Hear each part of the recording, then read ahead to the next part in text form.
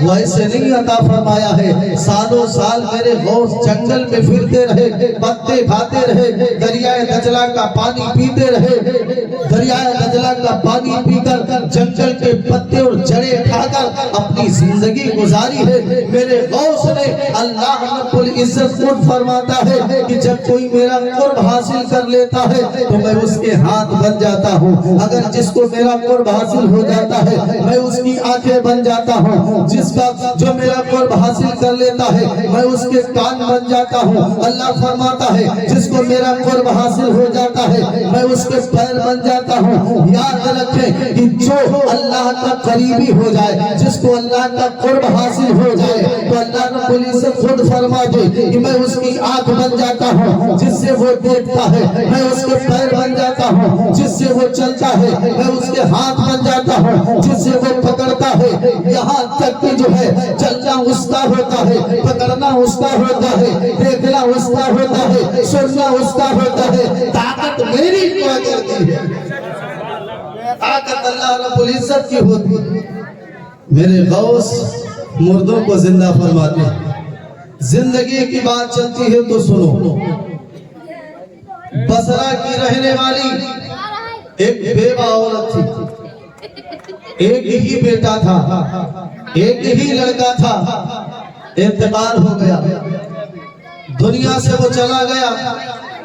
اب ذرا غور کیجئے، جس کا ایک ہی بیٹا ہو اور کوئی بیٹا نہ ہو، ایک ہی بڑھاپے کا سہارا ہو، اس کے دل کا چین ہو، اس کے جگر کا ٹکڑا ہو، تو ذرا غور کیجئے کہ جب وہ بیٹا دنیا سے چلا جائے تو اس ماں پر کیا گزرتی ہے، اس ماں پر کیا گزرے گی جس کا ایک ہی بیٹا ہو دنیا سے چلا جائے۔ بصرہ کی رہنے والی ایک بیوہ عورت تھی جس کا ایک ہی اکلوتا بیٹا تھا، دنیا سے چلا گیا، مر گیا، انتقال ہو گیا۔ عورت نے اپنے اس بچے کی محبت، اپنے بچے کی تڑپ میں اس طریقے سے اپنے بچے کو گود میں اٹھا کر اپنے سینے سے چمٹا کر بصرہ کی گلیوں میں، بصرہ کی بازاروں میں ماری ماری پھر رہی ہے، بصرہ کی بازاروں میں روتی ہوئی پھر رہی ہے، بصرہ کی گلیوں میں روتی پھر رہی ہے۔ میرے غوث اعظم رضی اللہ تعالیٰ عنہ کے چاہنے والوں سنو، وہ بصرہ کی بیوہ عورت اپنے بچے سے بے حد محبت کرتی تھی، بے حد پیار کرتی تھی۔ وہ بچہ دنیا سے چلا گیا، لوگوں نے کہا اے عورت تو اس بیٹے کو، تو اس بچے کو دفن کر دے، اس بچے کو کفن دفن کر دے، ورنہ اس کی لاش سے، ورنہ اس کے بدن سے بدبو شروع ہو جائے گی، ہمارا یہاں رہنا دوبھر ہو جائے گا، ایسا کر تو اس کو دفن کر دے۔ تو ایسا کیوں کرتی ہے؟ وہ عورت کہتی ہے میرا دل نہیں چاہتا کہ میں اپنے جگر کے ٹکڑے کو اپنے سینے سے الگ کروں، مجھے جو ہے برداشت نہیں ہے کہ میں اس کو جو ہے کفن دفن کر دوں۔ وہ عورت روتی چیختی چلاتی تھی۔ اس کے ہمسایہ، اس کے پڑوس میں ایک غوث اعظم کا مرید رہتا تھا، میرے غوث کا ایک مرید رہتا تھا۔ اس نے جب اس عورت کو اس طریقے سے بلکتے ہوئے دیکھا، تڑپتے ہوئے دیکھا، تو اس عورت کو بلایا، اے عورت تو اس طریقے سے کیوں روتی ہے، اس طریقے سے کیوں پریشان ہوتی ہے، ارے تو کیا چاہتی ہے؟ وہ عورت کہنے لگی ایسا ہے میں چاہتی ہوں کہ میرا یہ بیٹا زندہ ہو جائے، میرا یہ بیٹا مجھے دوبارہ مل جائے، مجھے یہ بیٹا واپس مل جائے، میں اپنے بیٹے سے بڑا پیار کرتی ہوں، بیٹے سے بڑی محبت کرتی ہوں۔ تو غوث اعظم کے مرید نے کہا تھا اے عورت تو بصرہ کی گلیوں میں نہ پھر، بصرہ کی بازاروں میں نہ پھر، ادھر ادھر نہ پھر، تو جا بغداد چلی جا۔ فرمایا جا تو بغداد چلی جا۔ تو اس عورت نے کہا تھا میں بغداد جا کر کیا کروں گی، بغداد میں کیا ہے؟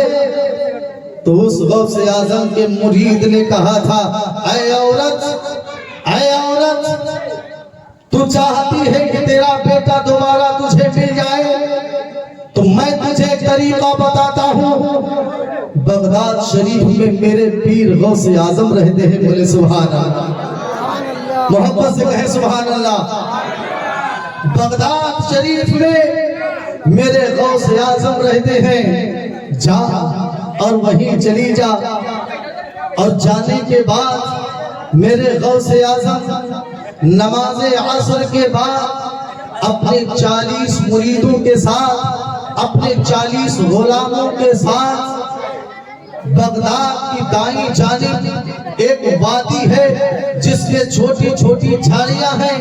میرے غوث اس طرف تشریف لے جاتے ہیں اور جب اس وادی کے قریب پہنچتے ہیں میرے غوث اعظم میرے پیر اس وادی پر اپنی جلال بھری نگاہ ڈالتے ہیں، اپنی جلالی نگاہ ڈالتے ہیں. جب اس وادی پر نگاہ جلالی پڑتی ہے تو اس وقت جلال کی تاب نہ لا کر جو آپ کے ساتھ میں 40 غلام ہیں، 40 غلام ہوتے ہیں، 40 مرید ہوتے ہیں، وہ 40 کے 40 زمین پر گر جاتے ہیں. یہاں تک کہ روایتوں کے مطابق یہ ہے کہ وہاں کہا گیا کہ وہ 40 کے 40 مر جاتے ہیں، وہ گر جاتے ہیں. اے عورت، میرے غوث اعظم اپنے اکیلے تشریف لے جاتے ہیں، آگے بڑھ جاتے ہیں. اے عورت، میرے غوث اعظم جب واپس آتے ہیں ان 40 غلاموں سے فرماتے ہیں تم باذن اللہ اٹھ جاؤ اللہ کے حکم سے، چلو مغرب کا وقت ہو رہا ہے. جب میرے غوث حکم فرماتے ہیں تم باذن اللہ اٹھ جاؤ اللہ کے حکم سے، تو وہ 40 کے 40 غلام اٹھ کر کھڑے ہو جاتے ہیں. 40 کے 40 غلام اٹھ کر کھڑے ہو جاتے ہیں. اے عورت، تو جانا اور جا کر ان وادیوں میں، ان وادی کی جھاڑیوں میں چھپ جانا. اور چھپ جانے کے بعد جب میرے غوث اعظم و جلال بھری نگاہ اس وادی پر ڈالے تو تم جو ہے چھپکے سے دیکھتی رہنا. میرے غوث آگے گزر جائیں تو اپنے اس مرے ہوئے بیٹے کو، اپنے اس مردہ بچے کو انہیں 40 کے بیچ میں لٹا دینا. اور میرے غوث جب واپس آئیں گے تم باذن اللہ فرمائیں گے تو ان 40 کے ساتھ تیرا بیٹا بھی زندہ ہو جائے گا. سبحان اللہ، بیٹا بھی زندہ ہو جائے گا. میرے غوث اعظم رضی اللہ تعالیٰ عنہ کے اس مرید کی بات سنی لیکن دل کو تسلی نہ ہوئی، دل کو قرار نہیں آیا.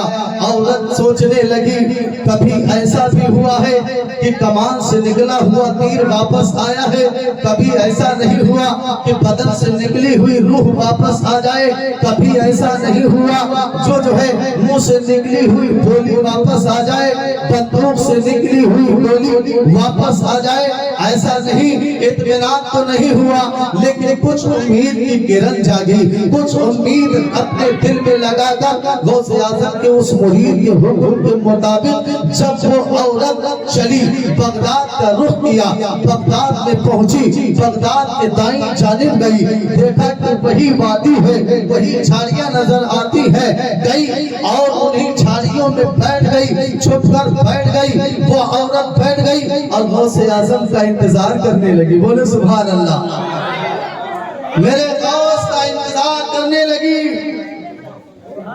میرے غوث نماز عصر پڑھ کے 40 مریدوں کے ساتھ 40 مریدوں کے ساتھ نماز عصر کے بعد سیر کرتے ہوئے دھیرے دھیرے تشریف لا رہے ہیں. بولو سبحان اللہ. اور جب اسی وادی کے قریب میرے غوث اعظم پہنچے، اس عورت نے جب دیکھا غوث اعظم کو آتے ہوئے دل میں ایک امنگ سی جاگ اٹھی، دل میں ایک آہٹ سی ایسی جاگ اٹھی.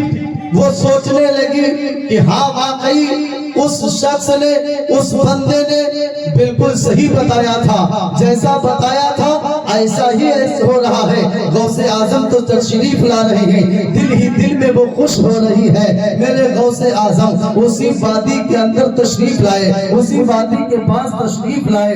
میرے غوث اعظم نے اپنی جلالی نگاہ اس وادی پر ڈالا. جیسے ہی آپ کی جلال بھری نگاہ اس وادی پر भरी उस जलाल भरी निगाह को 40 गुलाम ताप ना ला करके बेहोश हो जाते हैं, उसी जगह पर गिर जाते हैं। और गौसे आजम आगे तशरीफ ले जाते हैं, आगे अकेले तशरीफ ले गए। औरत मौका समझकर फौरन झाड़ियों से निकल कर बाहर आई। उसने अपने बच्चे को, अपने उस मुर्दा बच्चे को उन 40 गुलामों के दरमियान में छुपे से लेटा दिया और उन्हीं झाड़ियों में फिर छुप गई। फिर उन्हीं झाड़ियों में वो औरत छुप गई और देखने लगी कि कब मेरे गौस तशरीफ लाते हैं। मेरे गौसे आजम अपने उसी वक्त में जब तशरीफ लाए, उधर से जब आपकी वापसी होती है, गौसे आजम के दीवानों, गौसे आजम के चाहने वालों, सुनो मेरे गौसे आजम की निगाह कैसी है, मेरे गौसे आजम की ठोकर से मुर्दा कैसे जिंदा होते हैं। मेरे गौसे आजम तशरीफ लाए, आपने उन अपने 40 मुरीदों से फरमाया, उन गुलामों से फरमाया, उठ अल्लाह के हुक्म से 40 के 40 मुरीद उठकर खड़े हो गए। सुभान अल्लाह माशाअल्लाह। 40 के 40 मुरीद उठकर खड़े हो गए, लेकिन वो एक पड़ा रहा जो ओरिजिनल मुर्दा था। एक बेटा एक बच्चा था, वो पड़ा रहा। मेरे गौस ने जब देखा कि 40 मेरे गुलाम तो उठ चुके हैं, एक पड़ा है नहीं उठा, मेरे गौस ने हजरत अली हैदी से फरमाया, ऐ अली हैदी ये बताओ ये कौन है, ये क्यों नहीं उठा। हजरत अली हैदी है, हजरत अली हैदी कहते हैं या गौसे आजम ऐ मेरे पीरो मुर्शिद, हमने तो गिनती कर ली, हमने जितने हमको जितने थे 40 के 40 उतने मौजूद हैं, ये हम में से नहीं है। मेरे गौसे आजम फरमाते हैं ऐ अली हैदी ये क्या हुआ कि ये तुम में से नहीं था, लेकिन सोया तो